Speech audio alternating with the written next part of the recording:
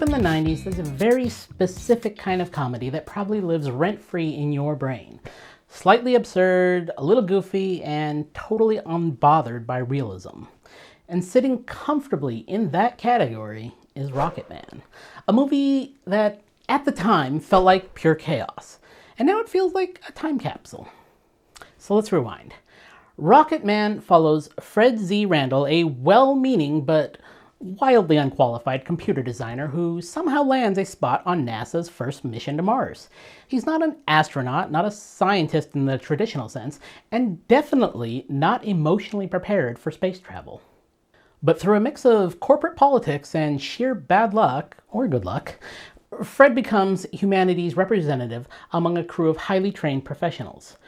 Fred's played by Harland Williams, whose rubbery physical comedy and offbeat delivery pretty much define the movie. If you recognize him, it might be from roles in Dumb and Dumber or Half-Baked, where he carved out a niche as a lovable weirdo. Opposite him is Jessica Lundy as Julie Ford, a grounded and competent astronaut who acts as both Fred's emotional anchor and the audience's sanity check. Lundy had previously starred in the NBC sitcom Hope and Gloria. And then you've got William Sadler as the stern and increasingly frustrated mission commander. Sadler has a long resume, and you've seen him in The Shawshank Redemption, Die Hard 2, Bill and Ted's Bogus Journey, and here he plays the straight man to perfection. Jeffrey DeMunn shows up as one of the NASA officials, and if he looks familiar, it's because he's been in everything from The Walking Dead to The Green Mile. He's one of those that guy actors who quietly elevates every scene.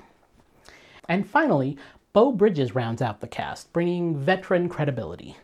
Bridges has had a long career across film and television, including The Fabulous Baker Boys and Stargate SG-1. And his presence here helps ground the film just enough to keep it from floating completely off into space. Now, when RocketMan first came out in 1997, critics were not exactly thrilled. Reviews tended to describe it as juvenile, overly reliant on slapstick, and, let's be honest, kinda dumb.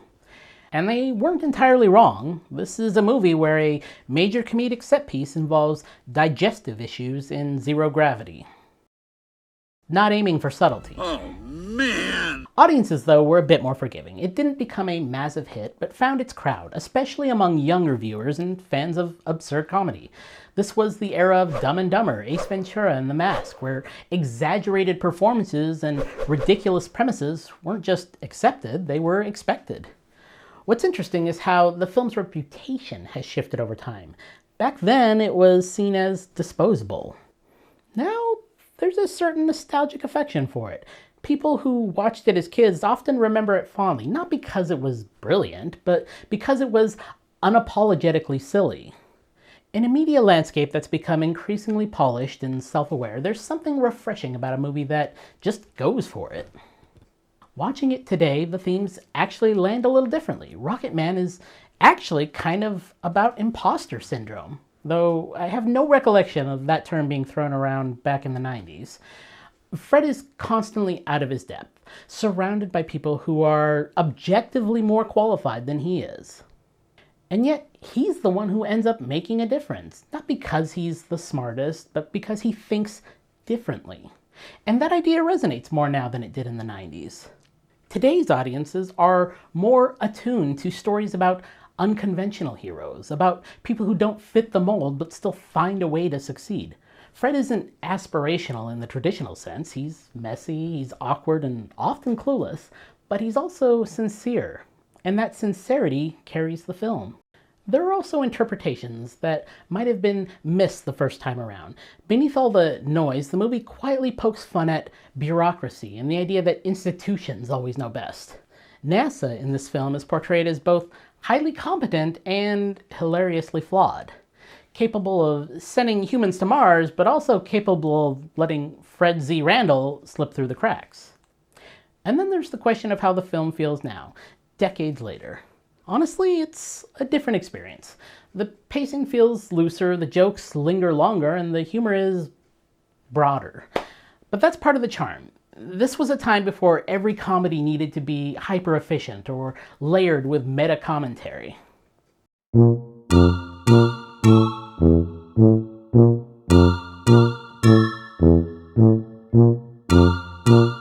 Some scenes, though, still stand out. The moment Fred finds out he's been selected for the mission, Fred accidentally waking up 13 minutes into what's supposed to be an 8-month hibernation period. And yes, the infamous singing to calm himself down moment, a scene that somehow manages to be both cringe-inducing and oddly endearing. Did it influence other films? Not directly in a major way, but it's part of a lineage of comedies that blend high-concept settings with lowbrow humor. You can see echoes of this approach in later films that place unlikely protagonists into serious environments and let the contrast do the work. What really sticks, though, is the tone. RocketMan doesn't care if you think it's dumb. It knows exactly what it is, and in a weird way, that confidence is what makes it memorable. Rewatching it now feels like opening a time capsule from a very specific era of comedy. One where the goal wasn't to impress you, but to make you laugh, even if that meant being a little ridiculous along the way. And maybe that's why it's worth revisiting. Not because it's a hidden masterpiece, but because it captures a moment when comedies were allowed to be weird, messy, and completely unfiltered. Sometimes, that's exactly what you need. Was there a RocketMan moment you forgot about until rewatching? Let me know in the comments, and don't forget to like and subscribe to join me for more trips back to the video stores of old.